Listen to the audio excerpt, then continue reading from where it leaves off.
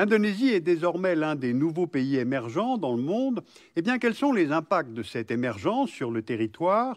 Le pays vient d'élire aussi un nouveau président. Eh bien, quels sont les chantiers que celui-ci est amené à ouvrir? L'Indonésie est en Asie du Sud-Est, à la latitude de l'équateur. Le pays est entouré de nombreux États voisins et par sa position géographique, il fait le lien entre l'Asie du Sud-Est et l'Océanie. C'est le plus grand archipel du monde, avec un territoire de 2 millions de kilomètres carrés et quelques 13 000 îles. On connaît les plus grandes, Sumatra, Java, Bornéo, que le pays partage avec la Malaisie et Brunei, les célèbres, la Nouvelle-Guinée, que l'Indonésie partage avec la Papouasie-Nouvelle-Guinée. Le pays est à la jonction des plaques tectoniques eurasiennes et indo-australiennes, ce qui explique la présence de nombreux volcans sur le territoire indonésien, mais aussi les séismes et les tsunamis qui touchent le pays. On se souvient du tsunami de 2004, qui aurait fait, rien que dans la province d'Aceh, près de 170 000 morts. L'Indonésie est le quatrième pays le plus peuplé au monde, avec 254 millions d'habitants. Et quand on regarde une carte de densité de la population, on voit que celle-ci est particulièrement concentrée sur Java, où se trouve la capitale, Jakarta. Les peuples en Indonésie, c'est le paradis des ethnologues. Plus de 300 groupes ethniques identifiés, tels que les Javanais, les Minangkabau, les Bugis, les Papous, et avec plus de 700 dialectes différents dans le pays. L'Indonésie, c'est aussi le premier pays musulman au monde, avec environ 210 millions de fidèles. Près de 90% de la population dans le pays est musulmane. On trouve aussi des hindous, des catholiques, des protestants. L'Indonésie, c'est donc un pays au territoire très morcelé et à la population très diverse. Et si je vous parle aujourd'hui de ce pays, c'est parce qu'en juillet 2014, les Indonésiens ont élu démocratiquement un nouveau président, Joko Widodo. C'est important, car de 1965 à 1998, l'Indonésie a connu la dictature sous la présidence d'abord du général Sukarno, puis celle du général Suharto. En 1998, Suharto est chassé du pouvoir par la rue et l'Indonésie commence sa marche vers la démocratie. En 2004 a eu lieu la première élection présidentielle au suffrage universel direct et Joko Widodo, surnommé l'Obama indonésien, est le premier président non issu de la classe politique au pouvoir pendant la dictature. Alors qu'est-ce qui attend Joko Widodo pour sa présidence jusqu'en 2019? Tout d'abord, des conditions économiques plutôt favorables. Le taux de croissance du PIB de l'Indonésie était de 5,8% en 2013. Alors sur quoi repose cette croissance? Notamment sur un marché intérieur en expansion. 254 millions d'habitants et un PIB par habitant en hausse. En 1998, à la fin de la dictature, il était d'environ 5 400 $ et en 2013, il était de 9 300 $. Selon le Boston Consulting Group, les classes aisées et la classe moyenne indonésienne représentaient en 2012 74 millions de personnes. Or, ce chiffre va doubler d'ici 2020, 141 millions de personnes, soit 53% de la population. L'Indonésie est un pays riche. Pétrole, gaz, étain, nickel, cuivre, bauxite, manganèse. C'est le premier producteur au monde d'huile de palme, cultivée principalement sur l'île de Sumatra et à Kalimantan, la partie indonésienne de Bornéo. Et puis enfin, le pays se trouve sur les rives du détroit de Malacca. Les ports indonésiens sont donc sur la route reliant les pays d'Asie du Sud-Est, gros consommateurs d'énergie, et les pays du Moyen-Orient et d'Afrique, grands producteurs d'énergie. C'est donc un axe maritime majeur où passent chaque année près de 80 000 navires et environ 30% du commerce maritime mondial. Alors, grâce à ces différents paramètres, l'Indonésie est aujourd'hui la 16e puissance économique mondiale. C'est pourquoi elle est membre maintenant du G20, et pour le cabinet McKinsey, en 2030, elle pourrait devenir la 7e puissance mondiale, passant devant l'Allemagne et le Royaume-Uni. Alors, un tel développement économique est impressionnant, mais évidemment, il n'est pas sans conséquences sur l'environnement. L'Indonésie dispose de la 3e forêt tropicale au monde, derrière le Brésil et le Congo. Mais cette forêt recule chaque année au profit des plantations de palmiers à huile. En 2012, l'Indonésie est le pays où la déforestation a été la plus importante au monde, loin devant le Brésil. Ainsi, entre 2000 et 2012, l'Indonésie a perdu 6 millions d'hectares de forêt, soit pratiquement la superficie de l'Irlande. Alors pour comprendre l'ampleur du phénomène, allons voir l'île de Bornéo. Voici le couvert forestier de l'île en 1950 et sa progressive disparition au fil des décennies.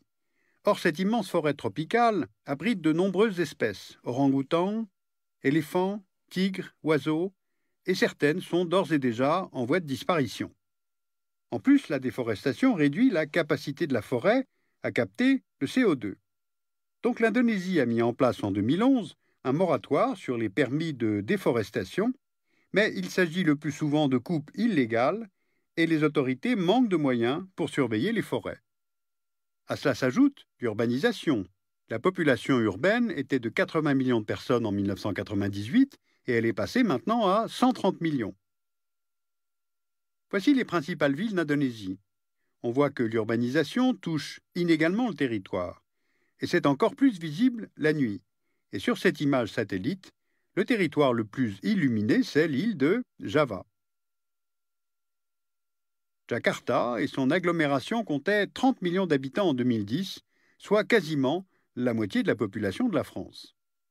L'urbanisation rapide de Jakarta a causé de nombreux problèmes, embouteillages permanents, affaissement de certains quartiers de la ville, inondations répétées, si bien que le pouvoir envisage de changer de capitale afin de décongestionner Jakarta.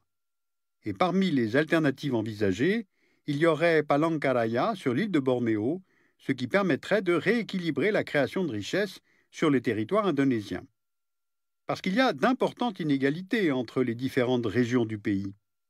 Vous voyez sur cette carte les zones où plus de 20% de la population vivait dans la pauvreté en 2007.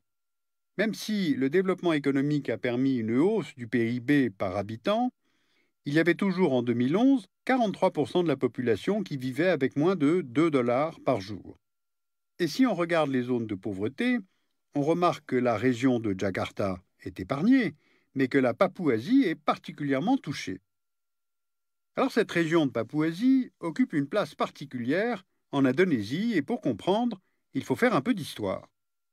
En 1949, les Pays-Bas reconnaissent l'indépendance de l'Indonésie, mais la Papouasie occidentale, sur l'île de Nouvelle-Guinée, reste colonie néerlandaise. Puis en 1963, la Papouasie rejoint l'Indonésie, elle est renommée Irian Jaya, et tout cela sans large consultation des populations locales.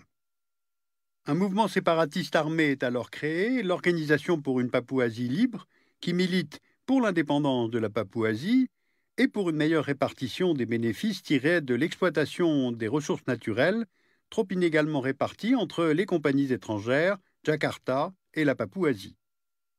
Autre sujet de tension, la part des Papous dans la population de la région recule progressivement face à l'arrivée de Javanais.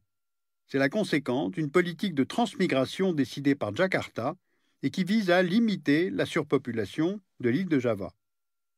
Les Papous se distinguent du reste de la population indonésienne par leur langue, appartenant au groupe des langues papous, et par la religion, le protestantisme, dans un pays majoritairement musulman. De nombreuses manifestations dénoncent la situation de la Papouasie, durement réprimée par l'armée indonésienne, et peu relayée, car cette région de l'Indonésie est quasiment interdite aux journalistes étrangers et aux ONG. Et puis d'autres séparatismes ont secoué l'histoire de l'Indonésie. Celui du Timor oriental, qui est devenu indépendant en 2002, celui de la province d'Aceh avec le GAM, le Mouvement pour l'indépendance d'Aceh. Après plusieurs décennies de conflits, un accord de paix a été conclu entre le GAM et le gouvernement en 2005. Alors évidemment, une telle étendue de territoire, une telle diversité de population pose régulièrement la question de l'unité de la nation. La religion, elle aussi, est une source de conflit en Indonésie.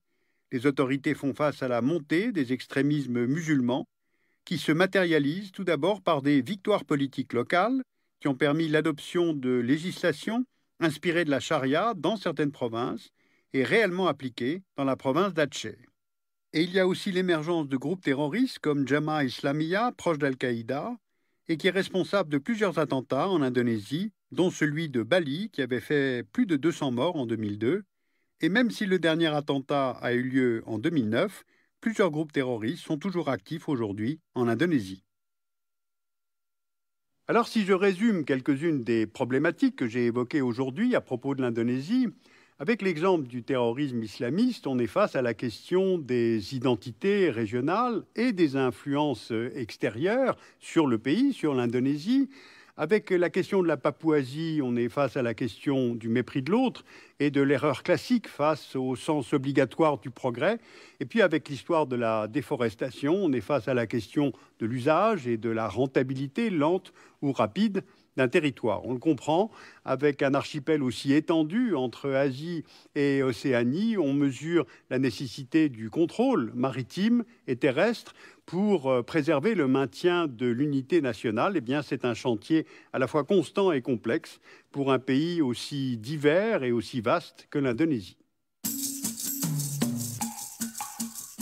Vous pouvez lire Indonésie, les voies de la survie de François Rayon, publié chez Belin, et puis The Archipelago Economy du McKinsey Global Institute, un livre qui estime que l'Indonésie pourrait devenir la 7e puissance économique mondiale en 2030, devant l'Allemagne et le Royaume-Uni.